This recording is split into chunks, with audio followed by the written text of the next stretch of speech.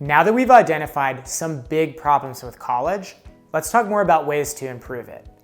In the next section of videos, I'll be proposing some changes to classes, curriculum, and scheduling to achieve at least one of three things: to make college shorter, to make college cheaper, or to make college employment outcomes better. Let's begin these videos by discussing the classroom environment. To start, I'm a big believer that learning should happen predominantly in person.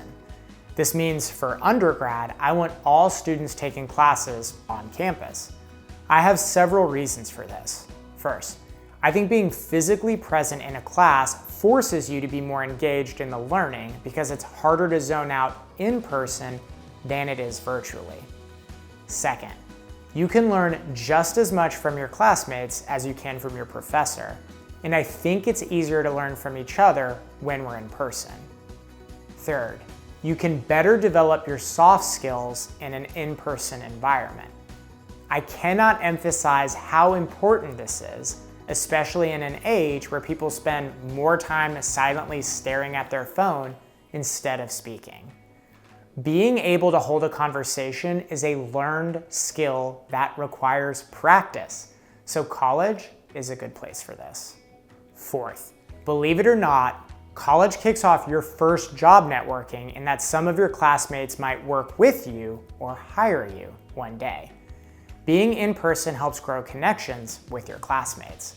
And fifth, there is so much societal benefit to talking to people in person. Honestly, I think the world would be a better place if we all did this more. Not only do I want undergrad classes to be in person on campus, I also want class sizes to be small. The reason for this is pretty simple. The smaller the class, the more likely students are to talk, ask questions, debate, and engage. And those activities are crucial to learning the materials and to learning from each other. In general, I think class sizes over 30 students become too big for these activities and essentially just turn into one-sided lectures. Here's another way to think of this. Each class you take is really expensive in terms of tuition dollars. I just can't justify paying $1,000 or more to be in a 100-person class during which I sit in silence listening to a professor lecture. This also extends to online-only degrees.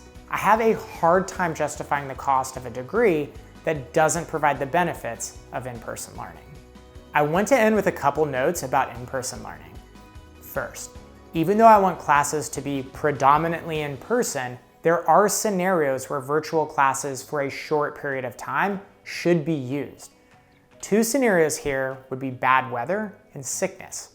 For example, if there was snow on the ground in Tennessee or a flu outbreak on campus, I would absolutely want classes to be virtual for a week.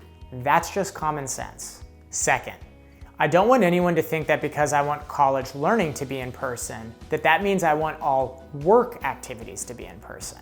I absolutely don't want this.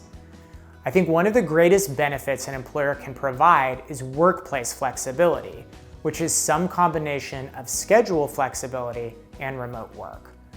Remote work is especially important if you're someone like me who has kids and has to navigate school logistics and unexpected sickness. So I'm just arguing that college classes and job training should be in person. This doesn't mean that I think everything should be in person all the time.